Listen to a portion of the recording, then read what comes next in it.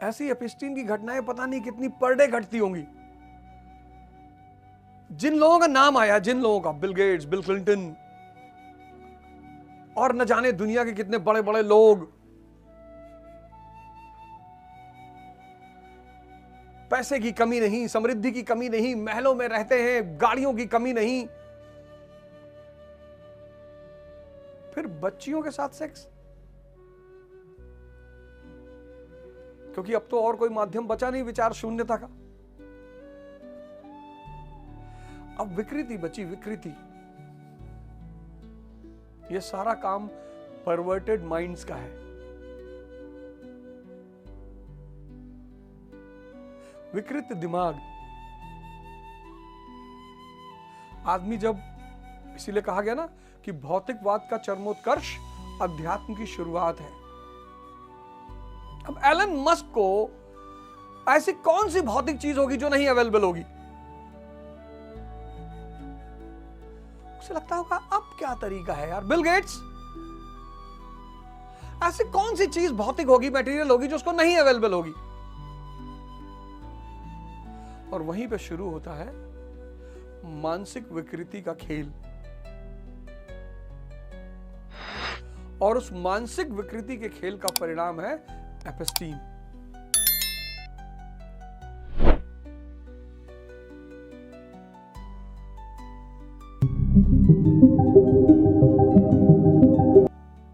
भारत दुनिया का एक ऐसा देश है जहां पे जन्म लेना एक गौरव की बात है। और मैं सौभाग्यशाली हूं कि मैं भारतीय हूं और भारत में पैदा हुआ हूं। और 4 लोग ऐसे हैं कि अगर इनको व्यवहारिक रूप से फॉलो कर लिया जाए, भगवान शंकर, शिव, ये आदि योगी हैं। शंकर कौन? जो सारी शंकाओं को मिटा दे। भगवान राम, ये आदर्श पुरुष है, मर्यादा पुरुषोत्तम है। भगवान कृष्ण, ये आदर्श नायक है। और हनुमान जी, ये आदर्श साधक है।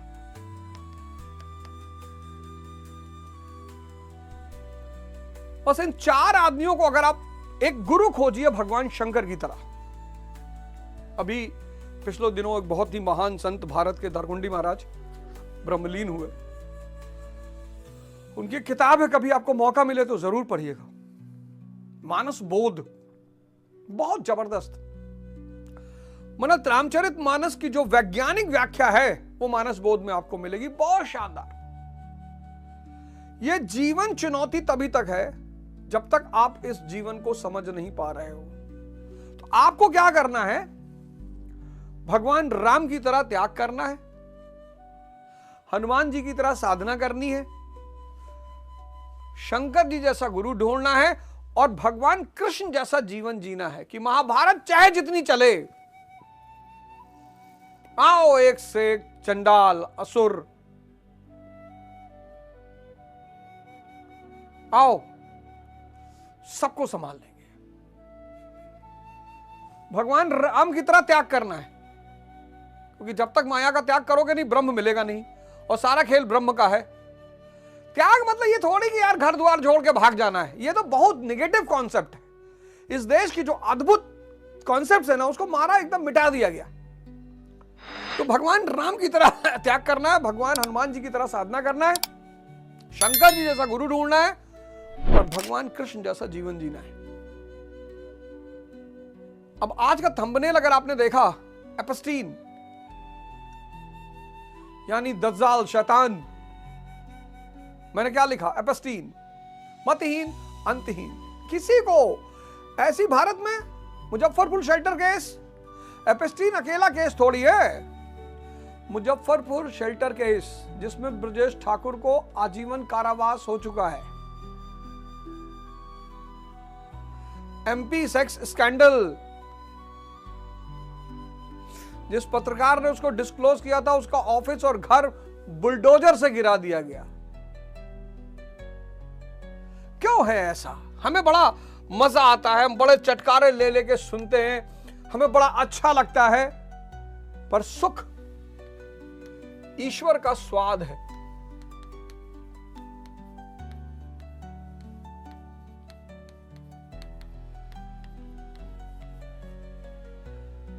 सुख ईश्वर का स्वाद है।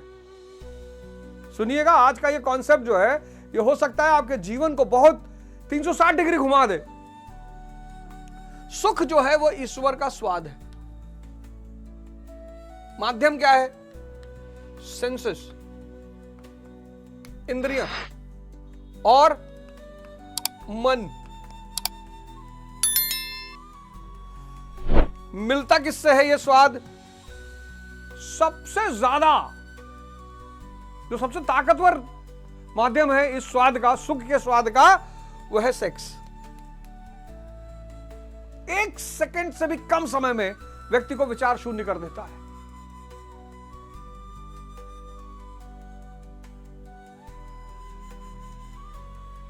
सबसे ताकतवर जो माध्यम है विचार शून्यता का।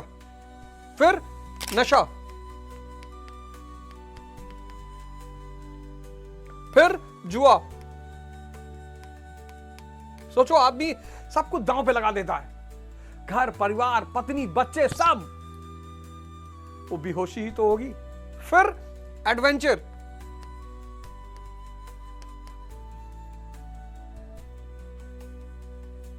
ये देखो, सुख ईश्वर का स्वाद है। जिसका स्वाद इतना मजा देता है, बांध लेता है,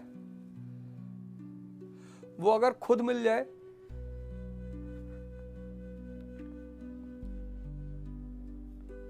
जिसका स्वाद इतना ताकतवर है कि उस स्वाद को पाने के लिए आदमी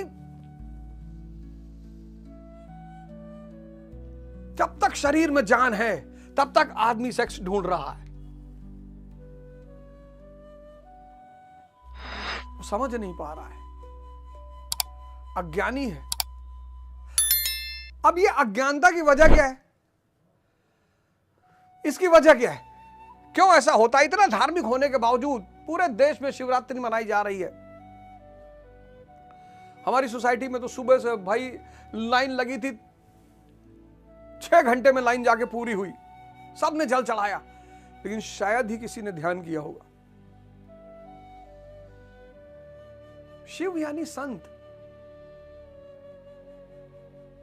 कभी रामचरितमानस उठाओ और पहला बालकांड, और बालकांड के जो पहले श्लोक हैं संस्कृत वाले, दोहे नहीं, श्लोक और दोहा में फर्क है। जो पहले 3 श्लोक हैं, वो पहला श्लोक मन को समर्पित है, दूसरा श्लोक सरस्वती को समर्पित है, और तीसरा श्लोक शंकर यानी संत। कैसा संत? एक ऐसा संत जो आपको क्या कर दे? शंका विहीन कर दे, परम ज्ञान से मिला दे।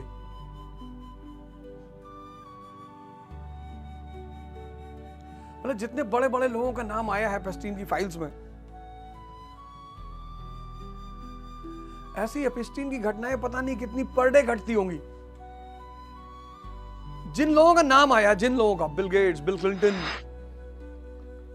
और न जाने दुनिया के कितने बड़े बड़े लोग,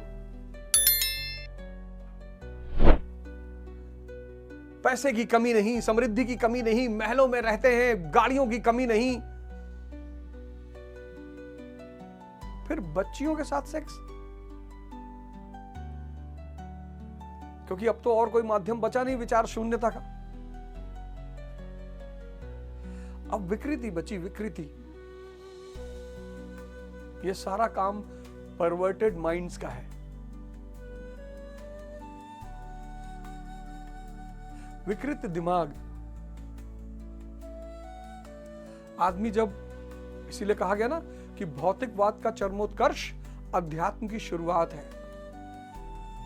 अब एलन मस्क को ऐसी कौन सी भौतिक चीज होगी जो नहीं अवेलेबल होगी? उसे लगता होगा अब क्या तरीका है यार। बिल गेट्स, ऐसी कौन सी चीज भौतिक होगी, मटेरियल होगी, जो उसको नहीं अवेलेबल होगी? और वहीं पे शुरू होता है मानसिक विकृति का खेल। और उस मानसिक विकृति के खेल का परिणाम है एपिस्टीन, सुख के स्वाद की लालसा। सुख यानी ईश्वर का स्वाद। कभी किसी मिलो बुजुर्ग आदमी से, कभी किसी बुजुर्ग आदमी से मिलो, 85-90 साल के आदमी से, कहेगा जवानी एक धोखा है बेटा, हम तो लुट गए। बुजुर्गों के साथ जरूर बैठो, बुजुर्गों के साथ जरूर बैठो। कुछ बुजुर्गों से बचो, बुजुर्गियत में भी वो बाज नहीं आते, तो कुछ बुजुर्गियों से बचो। लेकिन बुजुर्गों के पास अगर अच्छा बुजुर्ग है तो उसके पास एक बहुत बड़ी चीज है, अनुभव। इसीलिए इस देश ने बुजुर्गों की सेवा पे बड़ा बल दिया कि यार बुजुर्गों की सेवा करो, क्योंकि जो भी बुजुर्गों की सेवा करेगा उसको अनुभव प्रसाद के रूप में मिलेगा। वो जो 80 साल का बुजुर्ग है, 85 साल का बुजुर्ग है, 90 साल का बुजुर्ग है, वो अपने जीवन के इतने बड़े बड़े अनुभव आपको शेयर करेगा। जो बात आप 70 के बाद सीखोगे वो आपको 35 में बता देगा।